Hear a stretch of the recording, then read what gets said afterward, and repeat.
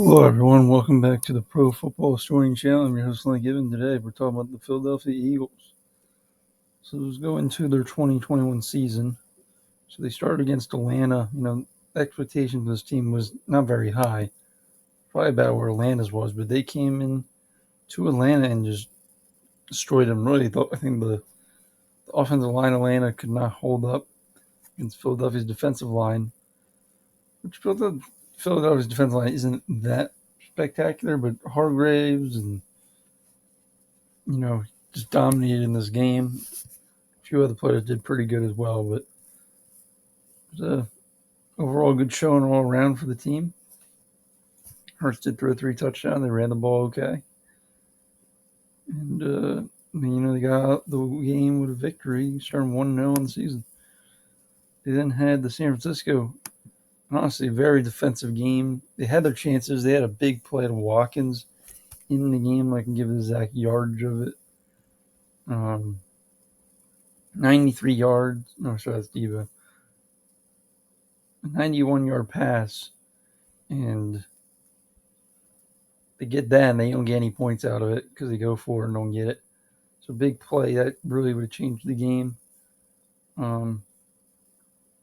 Later they did score a touchdown late because they only had 3 for most of the game. So not much offense going. The defense did a pretty good job again, but wasn't enough ultimately to win this game. They were 1-1. They played Dallas. Dallas pretty much dominates the game. I know they got, I think, a safety in the game.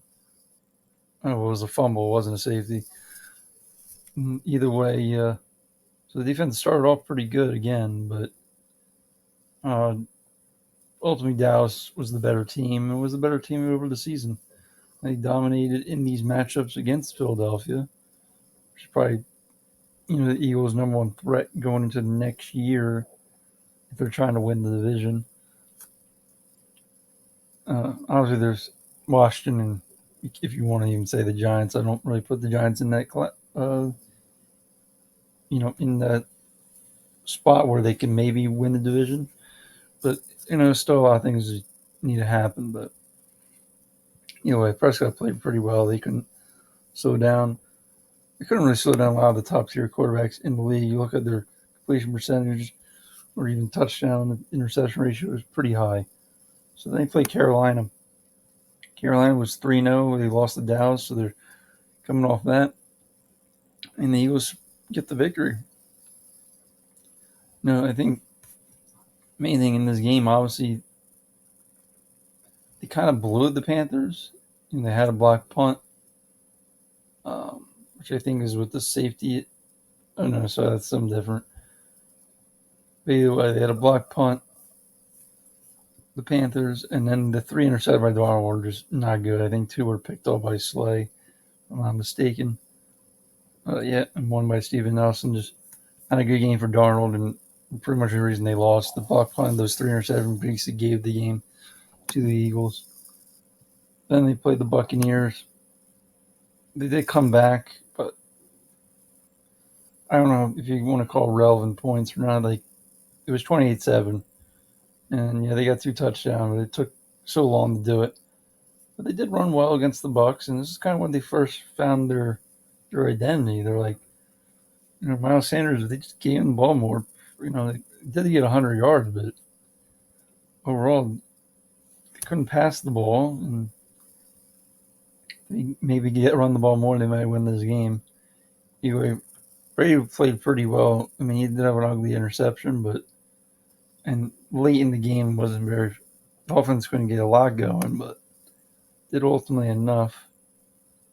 Play the Raiders the next week, and they could not stop Carr. Carr 3 incompletions, 300 some yards, did have an interception.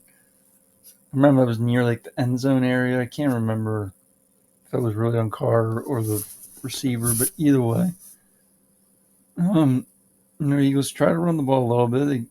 They did give it up to a bunch of different running backs, but they ultimately didn't have the ball much. That's ultimately I don't ever want to say that, but either way, the Raiders just controlled the game and dominated. And even with the 15 points late in the game, it didn't matter. It's kind of like the Bucks game the week before, same kind of game.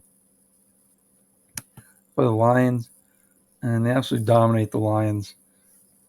44 points. Eagles really just ran the ball. This is one of the probably the best performers of the year for the Eagles running. 60 yards, 57, 27, 21, 71. Over 200, I believe, in this game. They didn't really need to throw it, and Gardner Minshew came in the end. And then the Eagles defense had a lot of sacks. Forced 3 fumbles, only got 1 though. And yeah, they dominate another not great football team. Then they play the Chargers. I guess they had their chances to win this game. And surprising they didn't run the ball even as well as you would expect. The Chargers were so bad against the run. They did get a lot of rushing yards, but they did, ask Jalen Hurts not to throw a ton. But it almost worked. Again, it was a close game, but Herbert just dominated. You see that only 16 completions, 356 yards, 2 touchdowns, and very close game. Either way, it could have went either way, but Chargers, I think, look like the better team. And yeah, both teams had their issues, and they showed in that game. Then they play the Broncos. You could say, arguably, this is probably their best win. Maybe even the Saints game. It's the best win, which is the next week.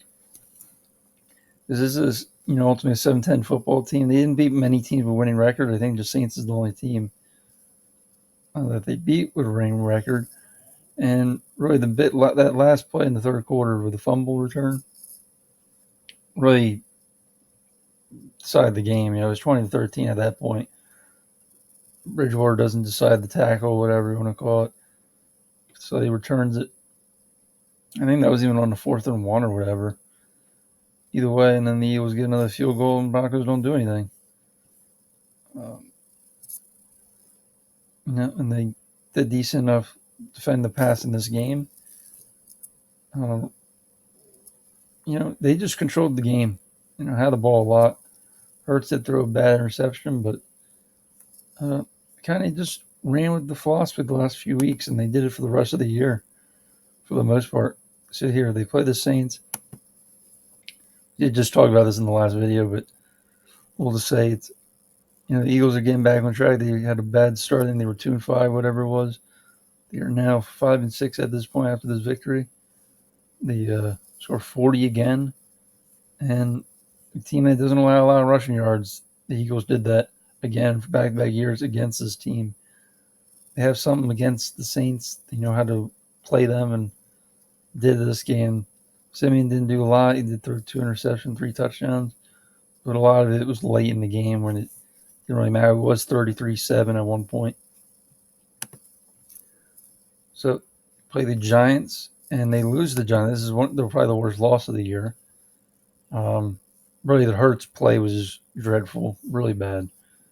3 interceptions, 1 in the end zone. I know there was some regular drops, which they ultimately could have won the game. And Daniel Jones played through his injury. This was his last game, I believe. And they shut down the run. The Giants didn't do really anything. The Eagles just beat themselves for the most part. And they got away from the run, I felt. Even though they ran the ball a lot, they threw it 31 times and didn't even complete half the passes. Pretty much why they lost to the Giants. Then they play the Jets. And the Eagles couldn't be stopped pretty much.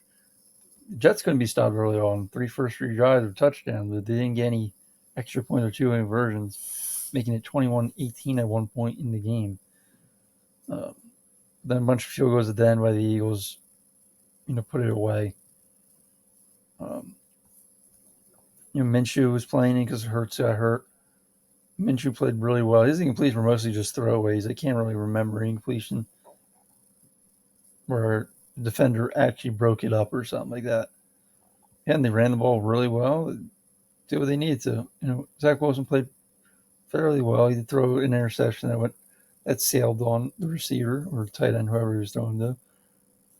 And the Eagles won that game. They're 6-7. Season's still alive. And then you can say they got a bye week and got a couple breaks, so they played a lot of backup quarterbacks for these next few weeks.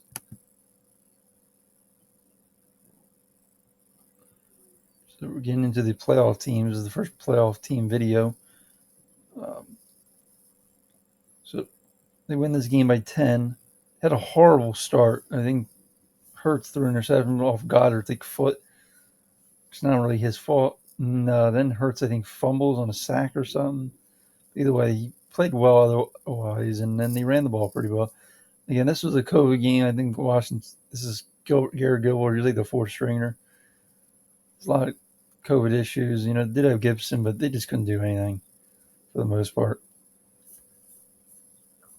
And, well, they play them again in 2 weeks. And then they play the Giants. Jake Fromm is the quarterback. Mark Glenn and Fromm were the quarterbacks. I think Fromm started the game. He looked terrible. Glenn came in. Yeah, he threw a touchdown, but it was garbage time. And Jalen Hurts, looked pretty well. They didn't run the ball that great, though. That's the one thing. This is one of the few games they didn't dominate on the line of scrimmage. And as you can see, touchdown pass by Mike Glenn very late. It was 3-34 at one point in the game. And they play Washington again. They got some starters back for this game, but the Eagles almost lost this game. You have to give them credit for Washington for playing. They started well. Kind of a lot of slow starts for the Eagles, honestly. Then they get the lead, and they have to play defense. And their defense, Rodney McLeod gets an interception late in the game, and ends the season basically for Washington. I think it might have even been over the week before, but which I would say, it was probably over by a week before. But either way, Eagles win that game.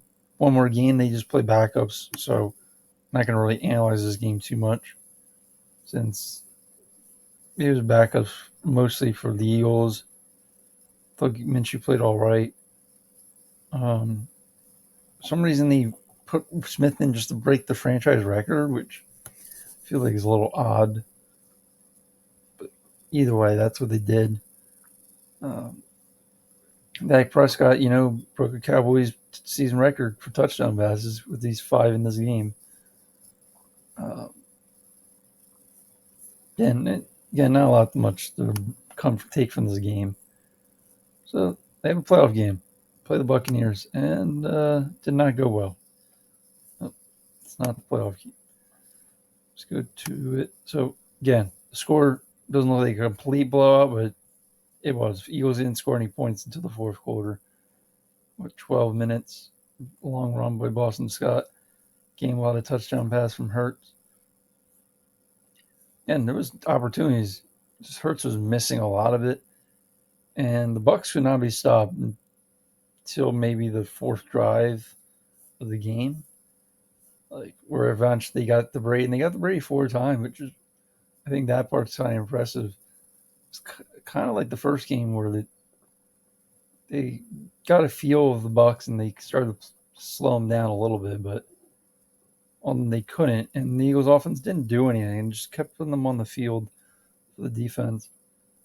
Even Kerrigan with 1.5 sacks. He didn't do much for the Eagles this year, but played his best game arguably of the season. And that was it for the Eagles season. Now you go into the offseason with 3 first-round picks from the Wentz trade and the other trade with the Miami Dolphins and the 49ers prior, the year before. But they trade one of those picks away with the Saints, and then they, do some swapping. So now they got the 15th and 18th pick. They normally would have the 19th. But they haven't picked a receiver and linebacker. I think it's possible. I don't think the Eagles value linebacker too much. And now they signed Kaiser White. I'm not sure. I know it's a 1-year deal, so it doesn't really affect their long-term plan. But, they could be the second team, I think, in NFL history to draft 3 receivers in the first round. And 3 years straight. So the Lions did that in the mid-2000s, from 05 to 07, I believe. But Again, another thing I think they could do is get Jared Davis, defense tackle, Jordan Davis, sorry.